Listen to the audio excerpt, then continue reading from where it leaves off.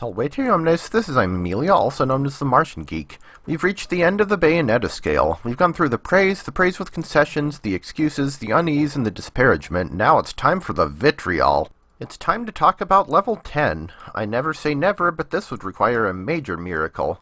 This is usually about as close as you can get to being a definite no. Usually, for a game to reach this high, my attitude toward it is not merely dislike, but active hostility. I don't want to let's play these games. I don't even want to play them. I'm probably opposed to a lot of them just on principle. And in a couple cases, I feel like they're actually making the world a worse place by existing. So, what sorts of things get this dubious honor, you may ask? Well, some games that get a 10 include Bayonetta. This shouldn't come as a surprise since it's what the scale is named after. It isn't the absolute least likely game for me to play on here, but it rolls off the tongue better than some of the others. This is a good example of why I don't play adult games.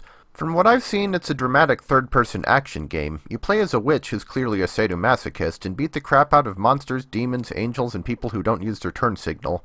She's quite sexualized, exaggeratedly so. To quote Zero Punctuation, she has legs you could ski down, and she uses her hair both as clothing and a method of attack, so I can only assume that she's mostly or entirely naked at least part of the time. And then there's the violence. Oh boy. I remember E3 trailers for Bayonetta 2 showing off that you could literally conjure up torture devices and shove your enemies into them as a special attack, which is oof. I also remember feeling kind of dirty just watching those trailers. All of this punts the game solidly into the category of not for me. Yes, it's over-dramatized and pushed to absurdity, but hilariously over-the-top gratuitous violence and sexuality is still gratuitous violence and sexuality. The same developers, as I recall, also made the wonderful 101. I remember that game being shown off a lot for a while early in the Wii U's tragically short lifespan, but it was a new IP exclusive to the Wii U, so probably about 3 people actually played it, and it seems to have just quietly disappeared. Its gameplay style has some similarities to Bayonetta, and it's way more family-friendly, but I'll admit that I've no particular urge to play that either. But it's still better than playing as a sadistic slut who tortures people. Just no thanks. Grand Theft Auto. What's worse than a violent M-rated game? How about one where we're playing as the criminals? I'm not interested in the open world aspect of it either, but the basic premise is already an instant turnoff. I don't think it's a case of a Robin Hood-style sympathetic outlaw either, just a common crook. I have no experience with these games for obvious reasons, but I get the impression that most of your criminal activities are directed toward random people on the street, with the occasional prostitute. If you're going to make a game about murdering people and stealing their stuff, let me at least murder and rob billionaires instead. That would be way more satisfying. Let me commit vehicular homicide on those people holding God hates gays signs. Oh, that's what you think God is like? Well here, why don't I help you ask him yourself in person? I don't know, maybe there is a murder simulator somewhere that lets you kill XPs of real-life villains other than Nazis and would be more cathartic, but I don't get the impression that this is it. I also don't get the impression that anything about this game would appeal to me in the slightest. Horror games. I have no particular series in mind here, other than Silent Hill because Rowan Mithril played them, but I hate anything of the horror genre, and video games are no exception. I guess I can read Goosebumps without getting freaked out, since those are designed for kids and are childish enough and cheesy enough not to be all that scary as an adult, and because I mostly just read the game books, which are honestly not much more disturbing than a lot of choose-your-own-adventure books, even ones that aren't supposed to be scary. Consuming media that actually is intended to be frightening for adults, though? No, do not want. The only horror I want in my video games is the Horror Coaster minigame from Trails of Cold Steel 4. The only nightmares I want are the nightmares from Mega Man X6, and the only spooky stuff I want is Super Mario Ghost Houses. Survival horror is so far down on my list of genres by order of interest that it's just about at the bottom. Old school adventure games. Not action-adventure games like Zelda, but more like the kind of stuff that Sierra used to make. The figure out what to use where kind of adventure games like Myst, Riven, King's Quest, Leisure Suit Larry. Okay, I don't know of that many of them, but just looking up Unwinnable by Design on TV Tropes ought to give me a pretty comprehensive list, and honestly, that's a pretty good thesis statement for this whole paragraph. For every person who remembers adventure games with nothing but fondness, there are likely 3 who think, oh yeah, wasn't that genre where a pie is the only way to get rid of a Yeti and you have to make a fake mustache out of cat hair to impersonate a man who doesn't have a mustache?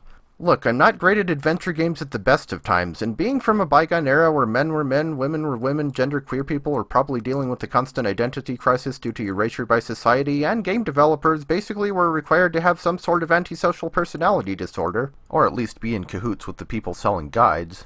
These games absolutely revel in their obtuseness and ability to soft-lock you, which would undoubtedly drive me absolutely bonkers. I had enough trouble figuring stuff out in the Minish Cap, and that game wasn't even trying to be cryptic. Pure adventure games seem to be a genre that you don't see around much anymore, and given their sordid history, I'm not sure that's much of a loss. Darkest Dungeon. Well, the name is a bit of a red flag already. It has a gothic horror theme, and I've already said how I feel about that.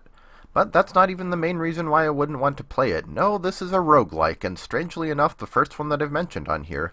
Roguelikes, from what I know about them, are a genre that is defined primarily by permadeath, meaning that if you die at all, you start over from the beginning, and the layout of the game being randomized, meaning that you can't memorize how the levels are arranged and where everything is. Now, some people like those aspects of them, which is why they seem to be relatively popular despite being incredibly unfriendly to the player, but both of those things appeal to me about as much as toenail clippings as a pizza topping. And as a result, the entire genre has had a long-standing and notorious lack of appeal to me. This may be a 10-point scale, but there are definitely some genres that belie the full range. RPGs, for instance, only really use the top 7 ratings, or the bottom 7, depending on how you look at it. Metroidvanias only use the top 5 or 6. And roguelikes, they only qualify for about the top 4 ratings. Considering that they fundamentally go against some pretty basic preferences that I have for video games, that may be even giving them more credit than they deserve. It's possible that there exists a roguelike that I could tolerate, but I certainly don't see this one being it. And frankly, I don't feel that it would be worth the effort to try to find one. Battletoads. If you've heard of this game, then you can probably already guess why I don't feel like playing it. Its reputation precedes it. And its reputation is for ridiculous difficulty. One of the most notorious levels in the game requires split-second reflexes not to die, and it's level 3 of 12. At least in the original NES version. There's a Super Nintendo version that only has 6 levels, but the first 3 are still basically the same. I tried that version just out of curiosity, and even level 1 was a pretty significant challenge, while I struggled to get through level 3 even with save states. I'm assuming that the game has no built-in save system, because why would it?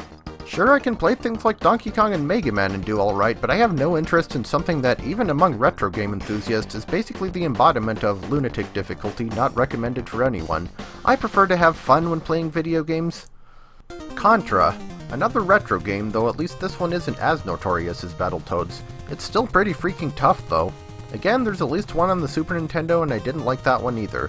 I rarely have patience for games that constantly spawn enemies even when they're not this hard and you don't die in one hit. The one hit point thing, incidentally, goes great with the power-up system where you lose all your gun upgrades and such when you die. Yeah, Contra is one of those games, one of those where you can keep getting power-ups until you're ready to 1v1 the Death Star, but then you get grazed by a stray BB, lose a life, and you're back to shooting a potato gun at things, with the likely result of subsequently losing all your other lives as well. You also don't get that many lives to begin with, just 3, assuming that you don't or can't get any 1-ups. Unless you use the Konami code, of course. Cody Kitty actually criticized this when she was talking about the game, like, do people really think the original Contra is impossible without the Konami code? I agree with her on a surprising number of things, but man, she is not kind to people who don't have a high tolerance for retro games. No, Cody, I don't think it's impossible to beat Contra without the Konami code. It's not impossible to win the lottery or survive a game of Russian roulette, either. But 3 lousy lives, why would you put up with that if you had an alternative? Sure, you seem to get unlimited continues, but still. Sheesh, I wouldn't trust myself to beat all of Super Mario World with only 3 lives per level, and that game is easy. You know, if my only exposure to 8-bit games had been Mega Man, I feel like that would have been dangerous, because while I wasn't great at those either at first, most games from that era feel more rough around the edges and hostile to the player than those, even given stuff like Quickman and doing 2 fortresses in one sitting. Some people say that the 80s was one of the best decades for gaming. I can easily see nostalgia goggles giving that impression at least. Personally, the selection of games from that era that I've heard of that are still worth playing in the 2020s seems quite paltry. The majority of them seem like they were secretly designed by parents trying to get their kids to go play outside. Contra may not be the most difficult game out there, but it's hard enough that I don't think I'd be comfortable playing it on here. The same is true for the next item on the list. Kaizo hacks. You're presumably aware of the sort I'm talking about, the uber-hard game mods of Super Mario World or other games that require extremely precise movement, quick reflexes, and often glitches or making use of unintended behaviors of stuff. Incidentally, we need a better name for these. Kaizo comes from the codifier of the genre, Kaizo Mario World, and apparently it has nothing to do with difficulty but simply means modified, so in Japanese, even stuff like SNW 2+3 or Mario and Luigi Starlight Island Adventure would be Kaizo. The point is, I hate Kaizo hacks. I hate the whole concept, but I hate even more that they've even started to affect things outside their own niche. Nowadays they seem to be more popular than normal non-insane hacks. They get more attention, and elements of their design creep into hacks that aren't even supposed to be Kaizo. We have a saying, never play a normal level designed by a Kaizo hacker. Well, okay, maybe we don't have such a saying, but we should. Every time someone praises a hack like Jump as the pinnacle of design, I die a little inside. Yes, some of the levels might have interesting and creative ideas, with new ways to use and combine resources and whatnot, but I think that if there's one thing I've learned from my experience hacking and being part of communities that do game design stuff like that, it's that creative does not equal fun. No, you shouldn't be allowed to submit Kaizo to level design contests that aren't explicitly for it. Yes, the hacks should be in a separate section, and no, you don't have a good excuse to complain about it. Look, Kaizo obviously has its fans, so there's a demand for it, I get that. But if anyone expects me to be anything like those Twitch streamers whom people watch just to see them rage over difficult and unfair games, they are sorely mistaken. Screw Kaizo hacks, screw the Japanese perfectionism they wrote in on, and especially screw their influence on other stuff.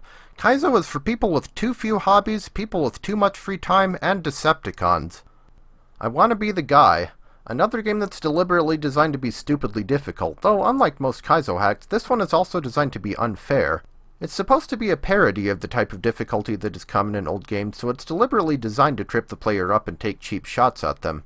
Well, the problem with intentionally making something bad is that it's still bad. If you set out to make something terrible and you succeed, what have you really accomplished? To use another Cody Kitty quote, so, we aimed for crap, and we got crap, hooray! I think the most insulting thing about this game, though, is the easy mode mockery. If you play on the easiest difficulty setting, the game calls you a wuss and turns your character into a girly man, or maybe just a girl, I'm not sure. So I guess we can add sexism to its list of sins. But then it's a troll game. It's designed to infuriate the player and make them miserable, which is why there's no freaking way I'd play it. This wasn't the first game of its ilk, nor was it the last. It's not even the last one in this very video. Before this game existed, there was Desert Bus. This was originally supposed to be part of Penn & Teller's Smoke and Mirrors, a whole collection of unfair games and similar, but it was made for the Sega CD and never officially released, so I don't actually know where you get this game now. The game isn't designed to be hair-pullingly difficult like the last one. If anything, it's the opposite. Your objective is to drive a bus for 8 hours of real time across the desert in the southwestern US. That's it. That's all you do. There's little to look at and even less to actually keep you engaged. It's supposed to be mind-numbingly boring, as a satire on realistic gameplay and what it would actually be like, though at least one person pointed out that it puts so much effort into being boring that it actually wraps around into being less realistic, since you can't even do anything that a real bus driver would to stave off the boredom. A bus driver in real life would at least be able to listen to the radio and would probably have a buddy to talk to. Once again, it's great that we aimed for crap and got it. Boy, I'm really channeling Cody a lot in this episode, aren't I? Well, she is pretty quotable. The most baffling thing about this game is how often it shows up in gaming streams for charity. People will play Desert Bus to raise money, and apparently I'm supposed to be proud of that? How much money would they be able to get if they played an actual game? Moreover, how much would I have to pay them not to put themselves through the tedium of Desert Bus? Sure, they do entertain people with conversation and perhaps some light comedy skits, but then why involve the game at all? Why not just make a standalone show out of it? Yeah, it should be pretty obvious at this point that I have zero reason to play this, for charity or otherwise. This isn't a game, it's a meme. And it's not even the dumbest thing we'll be talking about today. Getting over it. Oh boy, time for a litany. In this game, you're a guy with his bottom half stuck in a cauldron who's holding a sledgehammer, and you have to climb a mountain just by swinging the hammer. So it's one of those games where the physics are deliberately designed to be janky and you have to work around them. Much like QWOP, which was made by the same person, which is another good example of we aimed for crap and got it, and which I also have no desire to play on or off the channel. Now, a game of that type is annoying, stupid, and an excellent candidate for a high Bayonetta scale rating, but nothing particularly special in itself. But here's the clincher. There are no checkpoints anywhere in the game, and it's designed so that at any point, including the very end of the game, it's possible to fall all the way back down to the beginning. This is a purposeful design choice. The game is in fact intended to frustrate and anger the player, which really seals the deal. Why do things like this still exist? And why do so many people still play them? Is it some sort of hazing ritual or something? Frankly, I couldn't care less if it is, since those are also blisteringly stupid, and anyone with a lick of common sense ought to just say, "Screw you guys, I'm out of here," when faced with one. As with the last two, deliberately bad is still bad. Can we stop entertaining the idea that knowingly breaking basic design rules for the sake of parody or messing with the player is a novel, clever, or at all worthy pursuit? Look, it was kind of amusing once when I Wanna Be the Guy did it, but at this point in time I think that things that pull that crap should be treated seriously, as the garbage fires they are. As Ramona Quimby's father's grandmother says, first time is funny, second time is silly, third time is a spanking. Plenty of other games have annoying parts that were that way by accident. If there's one thing I don't need in my life, it's something that's annoying on purpose. You just wouldn't see this line of thought in most other contexts, you know? You wouldn't see a restaurant owner deliberately making their restaurant have terrible food and bad service. Ooh, watch out folks, we have a bohemian here, whose business will probably get shut down because they alienated their customers. Hey, let's open a new resort, call it Blood Beach and fill it full of swarms of mosquitoes. Doesn't that sound fun? Well, no, actually, it sounds itchy and miserable, but that's the whole point! And your idea is bad and you should feel bad. To add insult to injury, there's running voice commentary over the whole game, and apparently game design is the main topic. Yes, a lecture about game design, from a guy who designed this, a game that's intentionally frustrating and unfair. Okay, he's already proven beyond all reasonable doubt that he either doesn't know crap about game design or doesn't care, so I don't know what he could possibly have to contribute in commentary other than I'm a hypocritical jerk who hates Jesus and kittens. Maybe he should write a book about it. How to design video games if you're a freaking sociopath. A lecture about game design from a guy whose claim to fame is pretty much entirely troll games. That's rich.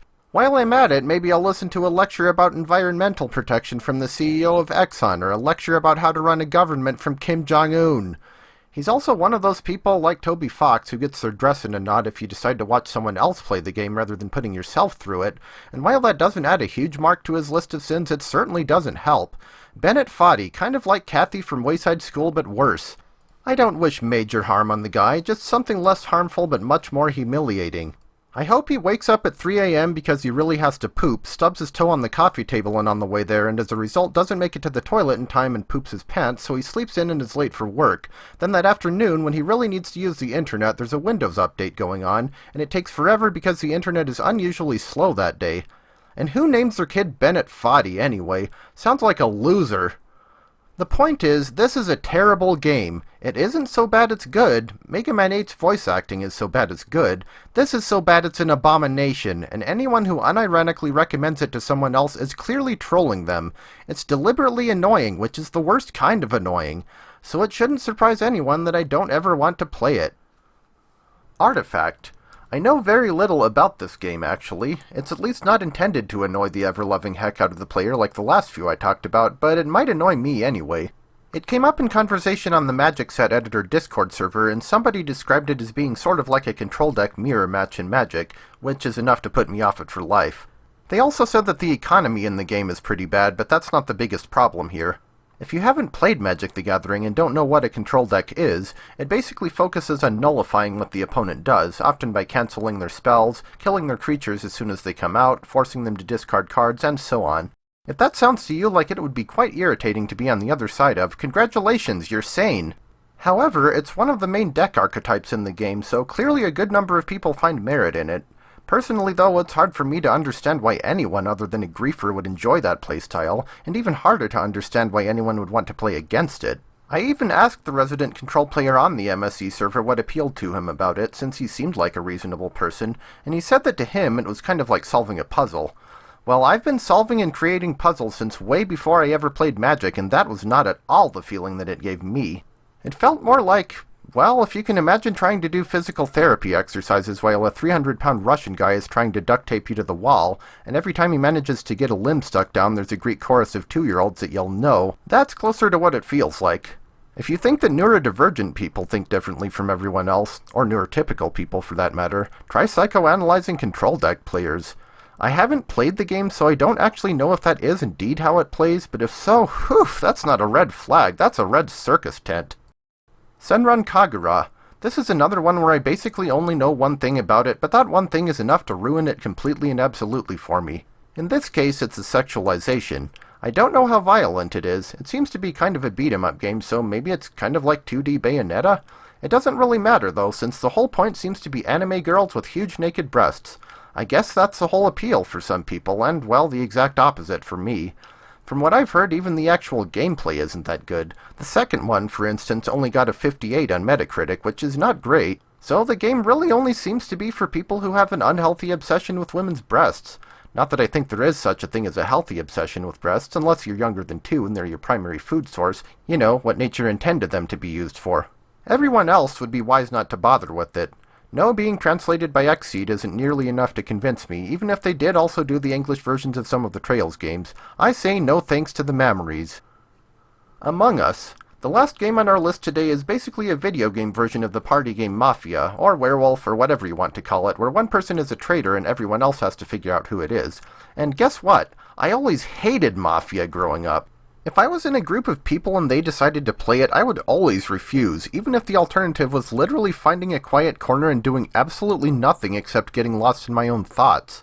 Not too long ago, I came up with a tier system for tabletop games based purely on how you compete with the other players in them. Cooperative games like Sentinels of the Multiverse and Pandemic are best, games where you are competing but each doing your own thing, like Bananagrams and Galaxy Trucker, the base game anyway, are in the middle, and games where you're actively trying to impede the other players, like Magic the Gathering and Sorry, are the worst. But there's a fourth tier that I hadn't considered, games where you're competing against the other players and don't even know whom you're competing against, and those are the worst of all, forming the new bottom tier easily. I won't play Mafia, I won't play Betrayal at House on the Hill, I won't play that one night game with the white and black swords, and even though I haven't played Among Us or even watched anyone else play it, there's no doubt in my mind that I would hate that too. I know about some of the memes, I'm familiar with things being sus and people being the imposter, but I've never had any desire to actually play the game. And that wraps up the discussion for Level 10. But there's one more thing on the agenda today. Level 11. This rating on the original scale was basically facetious, since it normally only goes up to 10. Mark Rosewater described it as a 10 with attitude, or I never say never, but this is a never. For me, Level 11 means a definite no, no way, no how, not happening, end of story, above and beyond just the almost certainly not, but there's a sliver of doubt that a 10 implies. So, what's even more hated than a 10? What gets an 11, you might ask? Erotic games. Honestly, do I even need to spell this out? I find sex pretty repulsive and would like to give a wide berth to anything involving it, no pun intended, and even if I didn't feel that way, I doubt YouTube would even allow them on the site.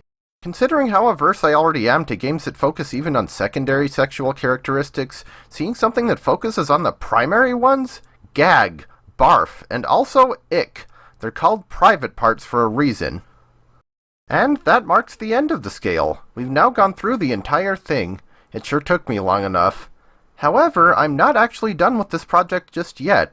I still have to talk about games that I'm aware of but didn't give a rating to, as well as ones that I do have a rating for but that weren't released when I started this whole thing, and ones for which I changed my mind on the rating after the fact. If I'm feeling motivated enough, I may even rate the games that I've already played on the channel based on what I think the ratings would have been at the time. So, look forward to some of that next time.